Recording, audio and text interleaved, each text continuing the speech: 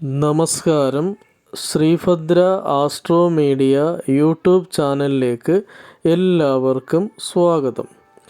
ഇന്ന് വീഡിയോയിലൂടെ പറയാൻ ഉദ്ദേശിക്കുന്നത് പഞ്ചമഹാപുരുഷ യോഗങ്ങളെക്കുറിച്ചാണ്.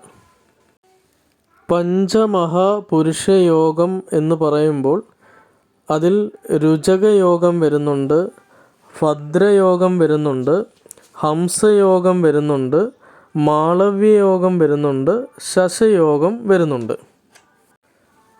ചൊവ്വ എന്ന ഗ്രഹത്തെ കൊണ്ട് രുചകയോഗം പറയാം. ബുധൻ എന്ന ഗ്രഹത്തെ കൊണ്ട് ഭദ്രയോഗം പറയാം. വ്യാഴത്തെ കൊണ്ട് ഹംസയോഗം പറയാം. ശുക്രനെ കൊണ്ട് മാളവ്യയോഗം പറയാം. ശനിയെ കൊണ്ട് ശശയോഗവും പറയാം.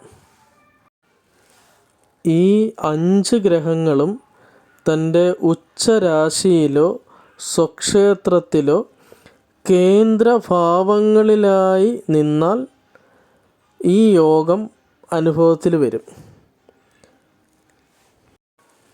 പഞ്ചമഹാപുരുഷ യോഗം ജാതകവശാൽ അറിയണമെന്ന് ആഗ്രഹമുണ്ട് എങ്കിൽ എൻ്റെ നമ്പറിലേക്ക് ഗ്രഹനില അയച്ചു തരാവുന്നതാണ്. അത് നോക്കുന്നതിന് പ്രത്യേകം ഫീസോ കാര്യങ്ങളോ ഒന്നും തന്നെ ഇല്ല, നിങ്ങൾക്ക് അയച്ചു തരാവുന്നതാണ്. പഞ്ചമഹാപുരുഷയോഗം ജാതകവശാൽ അനുഭവത്തിലുണ്ടോ അല്ലെങ്കിൽ അത് ജാതകത്തിലുണ്ടോ എന്നുള്ളത് നോക്കി പറഞ്ഞു തരുന്നതായിരിക്കും. അപ്പോൾ നിങ്ങൾക്ക് അത് എൻ്റെ നമ്പറിലേക്ക് കോൺടാക്റ്റ് ചെയ്യാവുന്നതാണ്. ഇതിൻ്റെ ഒരു വിശദമായ വീഡിയോസുകളൊക്കെ വരുന്നതായിരിക്കും.